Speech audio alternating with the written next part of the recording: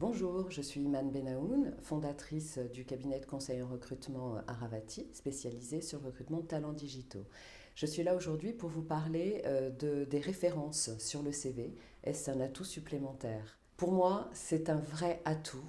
Quelqu'un qui a mis ses références directement sur son profil, sur un réseau social comme Viadeo, LinkedIn ou sur son CV, c'est un vrai plus. Pourquoi? Ça me donne quelle information à moi, recruteur? Ça me donne une information sur le fait qu'il semble avoir quitté correctement ses précédentes entreprises parce qu'il revendique des références auprès de ses anciens managers. Donc c'est un gage de sérieux, c'est un gage de quelqu'un qui sait partir d'un poste proprement, sans violence, sans conflit. C'est déjà pas mal, donc ça donne une information qui est plutôt intéressante sur le candidat. Ensuite, ce qu'il faut que le candidat comprenne, que vous, candidat, vous compreniez, c'est pourquoi est-ce qu'on aime avoir des références et dans quel cadre on va les utiliser. Nous, cabinet de recrutement, on aime avoir des références et effectuer un contrôle de référence, entre guillemets, sur un candidat pour savoir comment le positionner dans l'entreprise, est-ce qu'il va matcher avec cette culture d'entreprise ou pas, est-ce que par rapport à ce poste où telle et telle compétence clé est indispensable, une compétence métier, on va vouloir la vérifier, ou une compétence comportementale, une compétence managériale, une capacité à déléguer, sont des points qu'on a envie de valider auprès d'un précédent manager. Donc du coup, les références vont nous servir à ça. Après, dans les différents process de recrutement que vous risquez de croiser, la référence, on va l'utiliser à des moments différents. Chaque entreprise va en faire une utilisation différente. Euh, Sachez qu'il y a une législation qui nous oblige à ne contacter en contrôle de référence que des personnes qui nous ont nominativement été indiquées par le candidat. D'où le fait que si elles sont déjà sur le CV, vous pouvez vous retrouver avec des cabinets de recrutement ou des entreprises qui ne vous ont pas encore contacté et qui vont peut-être contacter vos références, vu que vous les avez indiquées, pour en savoir un peu plus sur vous. Je ne le ferai jamais, hein, moi, en tant que cabinet de recrutement, mais ça pourrait arriver, elles sont indiquées, donc les gens peuvent les contacter. Vous les y avez tacitement autorisées. Donc soyez vigilants avec ça. C'est peut-être le seul frein à mettre les références sur son CV.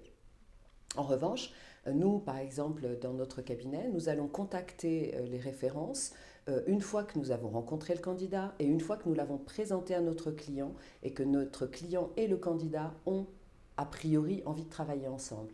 Donc nous, on va démarrer une phase d'évaluation et c'est à ce moment-là que nous allons contacter les gens que le candidat nous a indiqués en référence.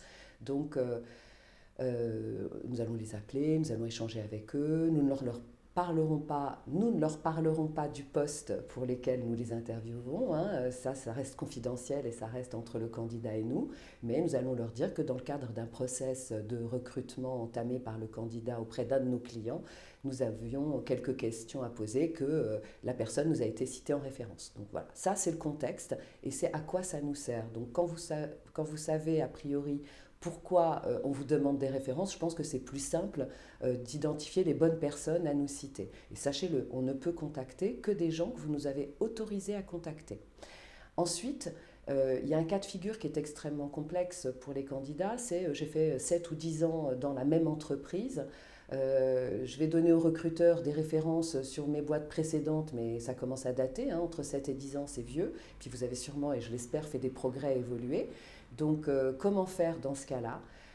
Moi, je rappelle aux candidats qu'il y a sûrement des gens qui sont partis de cette entreprise, peut-être qu'il a d'anciens managers avec lesquels il a travaillé, qui ont quitté l'entreprise, donc ça c'est idéal, donc c'est eux qu'il va falloir nous indiquer.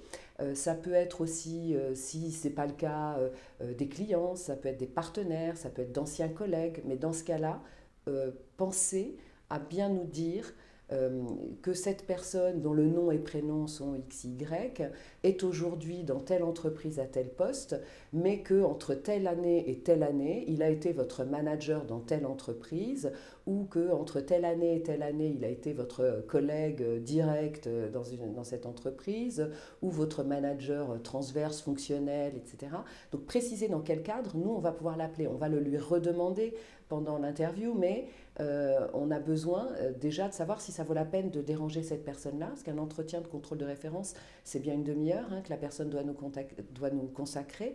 Donc c'est important que ça soit utile par rapport à ce que nous, on veut checker ou ce sur quoi on veut discuter, réfléchir avec la personne pour qu'elle nous donne un éclairage qui va nous permettre de ne pas nous tromper. C'est important de ne pas se tromper parce qu'un recrutement, c'est une prise de risque pour le candidat, pour l'entreprise. Et l'idée de tout ça, c'est de minimiser les risques pour tout le monde. Donc n'hésitez pas à prévenir les personnes que vous allez indiquer en référence sur le fait qu'elles vont être appelées prochainement et dans quel cadre. Ça leur permet de se rafraîchir la collaboration avec vous et d'être plus pertinent quand on les appelle.